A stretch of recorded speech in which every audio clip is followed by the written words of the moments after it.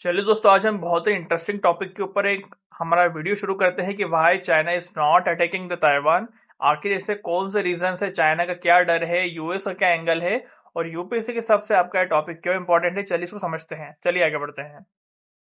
सबसे पहले अगर हम बात करें तो नेबर क्लेम, इंटरनेशनल मीडिया के अंदर ये सबसे बड़ा यूज किया जाने वाला वर्ड है in the context of China. A neighbour claim, एक आपका पड़ोसी रोज क्लेम कर रहा है पिछले 75 सालों से, 75 ईयर्स से, कि वो आपका घर कब्जा लेगा। उसका घर जो है वो उसका नहीं, उस पर कब्जा है आपका, ऐसा वो कह रहा है।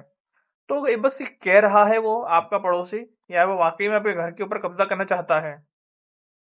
इस बात में कितनी सच्चाई है, इस बात को जानने के लिए आज हम इस वीडियो को पूरा कंप्लीट करेंगे और समझेंगे कि नेबर क्लेम वाली बात कितनी सच्ची है। चाइना में वाकई में ताइवान को कब्जाने का दम है या नहीं, और अगर है तो वो किस रीजन से रुका हुआ है। चलिए इस बात को समझते हैं। ये बात शुरू होती है 1949 में। एक नेशन डिवाइड हुआ, चाइना का सिविल वॉर खत्म हुआ था 1949 के अंदर, और कम्युनिस्ट पार्टी ऑफ चाइना ने मेनलैंड चाइना को ऑक्यूपाई कर लिया। और मेनलैंड चाइना को ऑक्यूपाई करने के बाद में अपोजिट गवर्नमेंट जो बनी वो ताइवान में चली गई। और जो ऑपोजिशन वाली गवर्नमेंट थी जो ताइवान में थी, उन्होंने चाइना को छोड़ के ताइवान को अपना घर बनाया। और ताइवान के अंदर उन्होंने एक अलग टाइप का फंडामेंटल सिस्टम रखा जो मेनलैंड चाइना से पूरा डिफरेंट था। उन्होंने डेमोक्रेसी को अपनाया और चाइना ने कम्युनिज्म को। इसलिए ताइवान ने अपनी खुद की गवर्नमेंट बनाई, खुद की मिलिट्री बनाई, खुद की इकोनॉमी डेवलप करी और अपने इलेक्शन करवाए। वो एक डेमोक्रेटिक कंट्री बना। वहीं पे पीपल्स रिपब्लिक ऑफ चाइना, जिसको आज हम मेन चाइना कहते हैं, वो कम्युनिस्ट गवर्नमेंट बना, और जो शी जिनपिंग के अंडर आज हम लोग देखते हैं। मेन चाइना, जो मेनलैंड चाइना है, उसका कहना है कि हम ताइवान को एक दिन कब्जा लेंगे। बट इस बात में कितनी सच्चाई है, और अगर कब्जाना था तो अभी तक कब्जाए क्यों नहीं, 75 ईयर्स तक वेट क्यों करा? इसके पीछे कुछ रीजंस हैं। आइए उन रीजंस को समझते हैं। कुछ चार मेन रीजन जियोपॉलिटिक एक्सपर्ट बताते हैं। वो चार रीजन क्या हैं? सबसे पहला है द अमेरिका फैक्टर, दूसरा है द सिलिकॉन शील्ड, तीसरा है द ताइवान स्ट्रेट, चौथा है द प्राइस ऑफ वॉर। एक एक रीजन को हम लोग बहुत अच्छे समझेंगे, ये हमको बहुत अच्छी इंसाइट देगा इस टॉपिक के बारे में। सबसे पहला है the America factor. The US ने कभी क्लियरली नहीं बोला कि अगर आपने ताइवान पे अटैक करा तो हम आपके डिफेंस में आएंगे। बट उसके जो एक्शंस हैं, उसके जो पॉलिसीज हैं, वो चाइना को हमेशा एक डिफेंसिव रोल प्रोवाइड करती आई है। तो चाइना इसको लेकर डिलेमा में है, असमंजस में है, कि वो अगर ताइवान के ऊपर अटैक करता है तो क्या यूएस उसकी मदद को आएगा, और अगर आएगा तो किस प्रकार से आएगा? क्या वो सिर्फ वेपन प्रोवाइड करेगा, यूएस आर्मी आएगी, एम्बार्गो लगेंगे, सैंक्शंस लगेंगे, क्या हो सकता है? इसको लेकर चाइना थोड़ा अभी कैलकुलेटिव और रिस्क पोजीशन में है, और ये एम्बिग्यूटी सबसे बड़ा रिस्क फैक्टर है। दूसरा है the silicon shield. Silicon shield का मतलब है दुनिया में जितने भी स्मार्टफोन्स, कार, लैपटॉप बनते हैं, उन सब के अंदर जो चिप लगती है, माइक्रो चिप लगती है, वो ताइवान के टीएसएमसी मैन्युफैक्चर कंपनी से ही बनती है। दुनिया के 75% से लेकर 85% तक जो माइक्रो चिप्स हैं वो ताइवान में ही बनती हैं। अगर ताइवान के ऊपर अटैक हुआ तो दुनिया के अंदर जितने missile, mobile phone, computer, hardware बन रहा है, वो सब रातों रात ठप पड़ सकता है, और इसका भुगतान चाइना को भी करना पड़ेगा। इसलिए ग्लोबल इकोनॉमिक स्लोडाउन होगी, और ये एक मिसाइल अटैक से कहीं ज्यादा डेवास्टेटिंग हो सकता है। ईरान वॉर में ही हमने देखा कि अगर एक छोटे से रीजन में पेट्रोल की सप्लाई रुक जाए तो क्या हो सकता है। तो ये तो बात फिर भी सेमीकंडक्टर्स की है। तीसरा है the Taiwan straight. Taiwan straight China और ताइवान के बीच में एक है ताइवान स्ट्रेट, वाटर बॉडी है जिसको हम लोग फॉर्मोसा स्ट्रेट भी बोलते हैं। चाइना का ऐसा डर है कि मिलिट्री को क्रॉस करना, सी को क्रॉस करके मिलिट्री कैंपेन चलाना काफी मुश्किल हो सकता है, क्योंकि वहां का वेदर, ओशन करंट्स और लॉजिस्टिक्स, मतलब असला बारूद को वहां पर पहुंचाना काफी मुश्किल भरा हो सकता है। अगर ऐसा वो लोग ठीक से नहीं कर पाए तो वो हिस्ट्री में सबसे बड़ा फेलियर कहलाएगा चाइना का, और चाइना की कम्युनिस्ट गवर्नमेंट फेलियर को झेलना नहीं चाहती। सबसे बड़ा रीजन यही है कि ताइवान मेनलैंड पे नहीं है, वो समुद्र के आसपास घिरा हुआ एक टापू है, और वहां पे इन्वेजन करना काफी मुश्किल हो सकता है। चौथा पॉइंट की अगर हम बात करें, the price of war. China is one of the world largest manufacture economies. China दुनिया की सबसे बड़ी इकोनॉमी है, दुनिया की सबसे बड़ी मैन्युफैक्चरर इकोनॉमी है, और अगर मैन्युफैक्चरिंग लाइन को, सप्लाई चेन को अच्छा रखना है तो आपको वॉर में नहीं जाना है।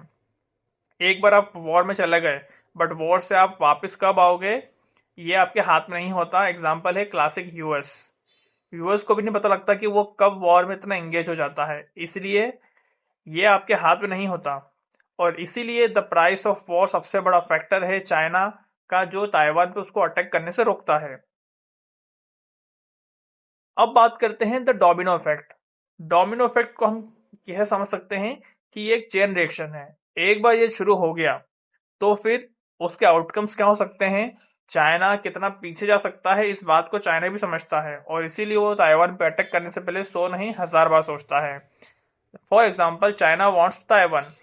चाइना ने ताइवान पे अटैक करा, उसके बाद मिलिट्री अटैक हुआ, यूएस ने रिस्पॉन्स करा, ग्लोबल सैंक्शन लगे जैसे रशिया के ऊपर लगे हैं, सप्लाई चेन डिस्टर्ब हो गई, और चिप की जो हार्डवेयर की जो सप्लाई चेन थी उसके डिस्टर्ब हो जाने के बाद से वर्ल्ड इकोनॉमिक अफेक्ट हुई, और जिसका सबसे ज्यादा इम्पैक्ट ताइवान के ऊपर नहीं, चाइना के ऊपर आएगा।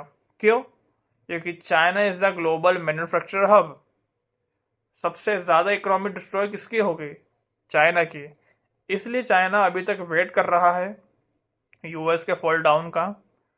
उसके बाद अगर कुछ पॉसिबिलिटीज बनती है तो ताइवान को वो एक दिन जरूर कब्जाएगा, ऐसा जो स्ट्रेटेजिस्ट हैं, जियोपॉलिटिकल एक्सपर्ट्स हैं, वॉर एक्सपर्ट्स, उनका कहना है।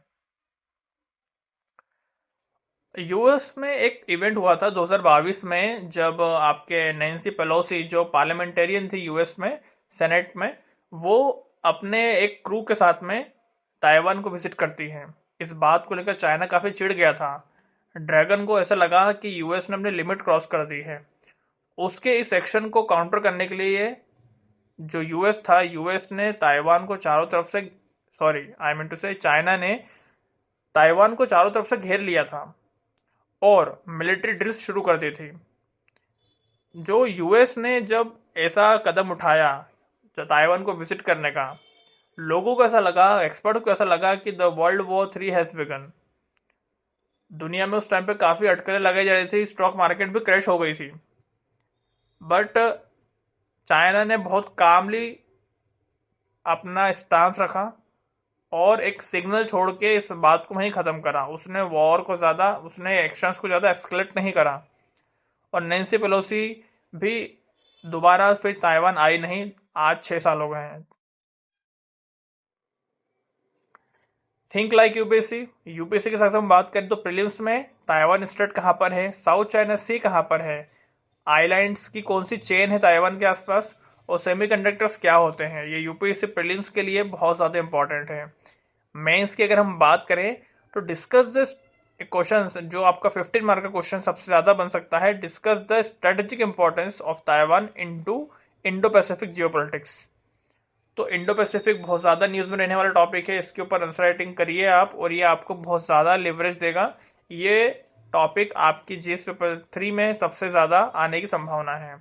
इंटरव्यू में अगर आपसे पूछते हैं कि as a India's national security adviser, what should your India's policy in this crisis, तो इस टाइप के आंसर को भी आप लोग याद करके जाइए। ये आपकी विजन को, आपकी थिंकिंग को रिफ्लेक्ट करता है, आपके जो साइकोग्राफिक टैक्टिक्स हैं उनको ये शो करता है। यूपीएससी का एंगल भी मैंने आपको समझाया। अब हम बात करते हैं इसके क्या इफेक्ट हो सकते हैं इंडिया के ऊपर और वर्ल्ड के ऊपर। If war breaks out, war अगर होता है तो मोबाइल की कॉस्ट बढ़ सकती है, एआई इंडस्ट्री जो दुनिया में भी बन रही है, जो अभी बिल्कुल ही अनसैचुरेटेड स्टेट में है, वो डिस्टर्ब हो सकती है, ब्रोकन सप्लाई चेन हो सकती है, सप्लाई चेन पूरी तरीके से बर्बाद हो सकती है दुनिया की, क्योंकि चाइना के ऊपर इफेक्ट आएगा। दूसरा है स्टॉक मार्केट वॉलेटाइल है, जैसा कि हम देखते हैं ईरान और यूएस की वॉर में। बट एक अच्छी बात इसके अंदर ये हो सकती है, आपदा में अवसर। इंडिया को नई सप्लाई चेन मिल सकती है, इंडिया के अंदर बहुत सारी इन्वेस्टमेंट आ सकती है, specially related to semiconductors. Modern wars are not decided by power alone, ये बात आप याद रखिए, ये आप अपनी यूपीएससी मेंस के आंसर राइटिंग में भी लिख सकते हैं। The modern wars are not decided by the power alone, they are decided by economy, technology, diplomacy and the geography.